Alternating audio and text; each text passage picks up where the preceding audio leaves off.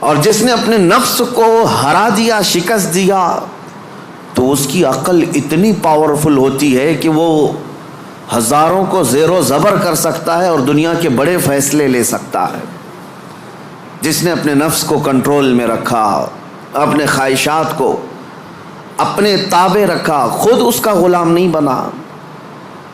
میرے عزیزو، قرآن کی ایک آیت میں آپ کو بتاتا ہوں، کتنا بڑا لفظ اللہ تعالیٰ نے قرآن میں فرمایا، توجہ، کتنا بڑا لفظ ہے یہ۔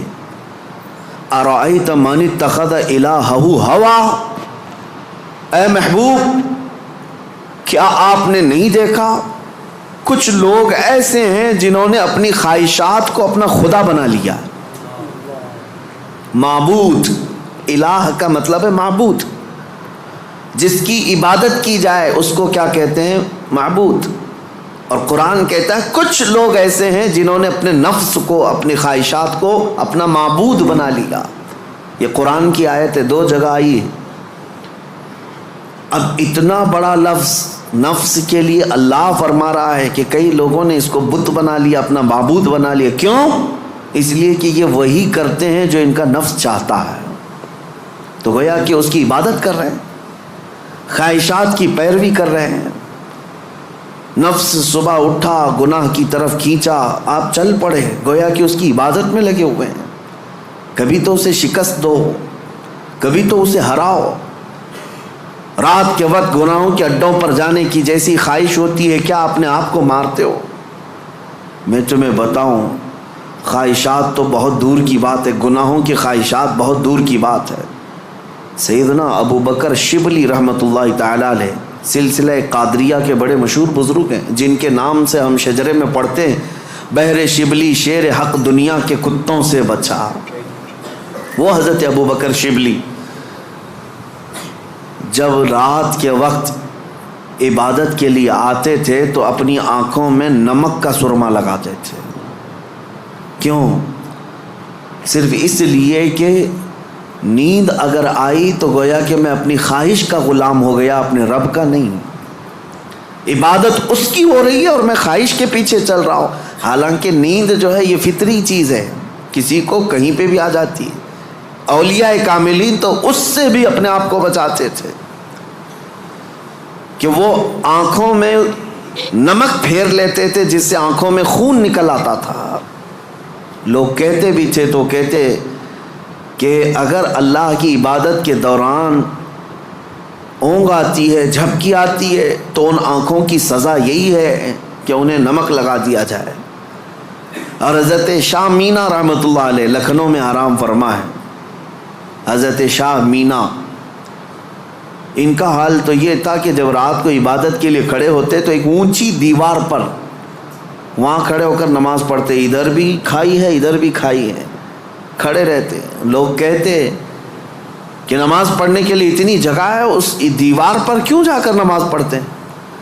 حضرت شاہ مینا فرماتے تاکہ میں ہمیشہ اللہ کی عبادت میں مصروف رہوں، اگر نیند آئی تو میرا جسم دیوار سے نیچے آ سکتا ہے اور اس جسم کو وہی سزا ملنی چاہیے جو اپنے رب سے غافل ہوتا ہو۔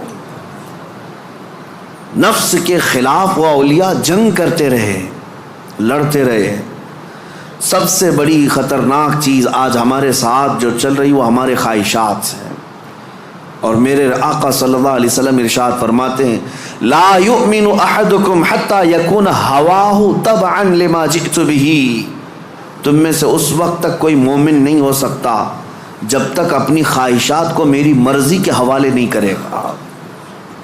تم ویسا جب تک نہیں کرو گے جیسا رسول اللہ چاہیں، تب تک تم مومن نہیں ہو۔ تم وہ کرتے ہو جیسا تم چاہتے ہو، تمہاری مرضی، تمہاری خوشی، تمہیں جو اچھا لگا وہ کرنے لگے۔ یہ مومن کامل کی علامت نہیں۔ مومن کامل وہ ہے جو اپنی زندگی میں وہ کرے جو رسول پسند کرے، ان کی مرضی کے مطابق۔ میرے عزیزو، خواہشات یہ لامتناہی سلسلہ ہے، نہ ختم ہونے والا سلسلہ ہے۔ کسی بھی خواہش کا کوئی اینڈ نہیں ہے۔ کر کے دیکھ لو، تمہیں اگر دولت کی خواہش پریشان کرتی ہے تو کماؤ کماؤ کماؤ، کہاں تک جاؤ گے؟ کبھی بھی پیٹ نہیں بھر سکتا۔ نبی پاک صلی اللہ علیہ وسلم ارشاد فرماتے ہیں قبر کی مٹی ہی اس کا پیٹ بھر سکتی ہے۔ کسی بھی خواہش کا اینڈ نہیں ہے دنیا میں، جو خواہشات ہیں۔ مال کی خواہش، میں یہ نہیں کہہ رہا کہ کسی کو مال کمانا ہی نہیں چاہیے، ارے میاں زندگی گزارنے کے لیے ہر ایک کو کمانا ہے، ہر ایک کو کمانا ہے، لیکن میں جس چیز کی مذمت کر رہا ہوں غلام بن کر کے پیچھے بھاگنا۔ جیسے فارسی میں کہا گیا ہے خوردن برائے زندگی اس نہ کہ زندگی برائے خوردن۔ کھانا جو ہے تمہاری زندگی کے لیے ہے، پوری زندگی کھانے کے لیے نہیں ہے۔ فرق دونوں میں سمجھ رہے آپ؟ مال تمہاری زندگی گزارنے کے لیے ضروری ہے، لیکن پوری زندگی مال کے لیے نہیں ہے۔ لیکن خواہشات کبھی ختم نہیں ہوتی۔ شہوت کی خواہشات، نفس جیسے جنسی عمل کے ذریعے سے اپنے جسم کو سکون پہنچانے کی کوشش کرتا ہے، وہ خواہشات بھی کبھی ختم نہیں ہوتی، کبھی ختم نہیں ہوتی۔ اگر اس نے اپنے اس گھوڑے کو، نفس کے گھوڑے کو آزاد چھوڑ دیا تو وہ کہیں پر بھی اس کی خواہشات جا کر رکتی نہیں۔ نہ وہ ایک عورت پر صبر کر سکتا ہے، نہ 10 عورتوں پر، نہ 100 عورتوں پر۔ اگر اس نے اپنے خواہشات کے اس گھوڑے کی لگام نہیں پکڑی تو کہیں اینڈ نہیں ہے، اس کا کہیں اینڈ نہیں ہے۔ مرنے کے وقت بھی یہ خواہشات اسے گناہ کی طرف لے جا سکتی ہیں۔ یہ شرمگاہ کی خواہشات اور زبان کی جو خواہشات ہیں، چٹکارا جس کو کہتے ہیں، لذت، اس کا بھی کوئی اینڈ نہیں۔ میں نے ایک ایسے صاحب کو بھی دیکھا، ان کے بیٹے میرے ساتھی تھے، وہ تو مذاق میں کہتے تھے کہ ان کے باپ ICU میں تھے، جس دن ان کا انتقال ہونا تھا اس دن بھی وہ بریانی منگوا رہے تھے ICU میں۔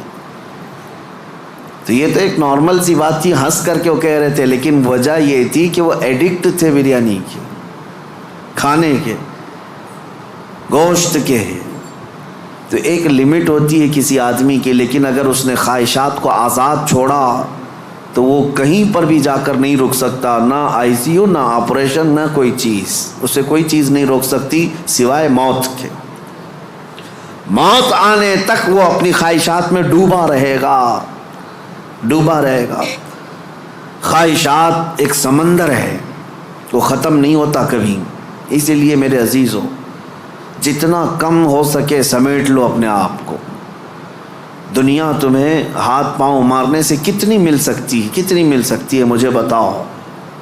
تم زیادہ سے زیادہ کس قدر اپنے آپ کو دنیا میں خوش رکھ سکتے ہو ان خواہشات کو پورا کر کے؟ کبھی نہیں۔ گناہوں میں یہ تمہیں ایسا برباد کر کے رکھیں گی خواہشات کہ تمہارے جسم مفلوج ہو جائیں گے۔ ایک دن موت کا وقت آئے گا، سارے درد تمہارے نکل رہے ہوں گے، دنیا سے جا رہے ہوں گے، لیکن ہزاروں داغ چھوڑ کر جا رہے ہوں گے زمین پر، اور اسی زمین میں دفن ہونا ہے۔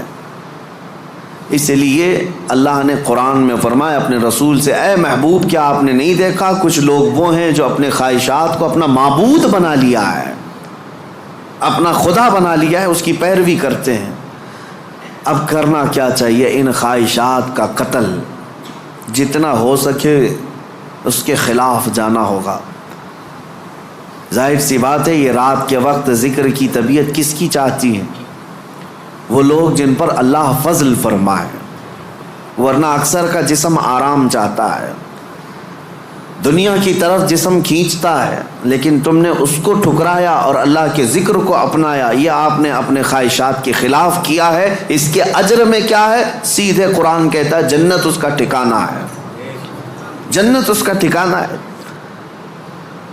حضور پاک صلی اللہ تعالیٰ علیہ وسلم فرماتے، جانتے ہو اپنے صحابہ سے اللہ کو سب سے زیادہ پسندیدہ چیزیں کیا ہیں؟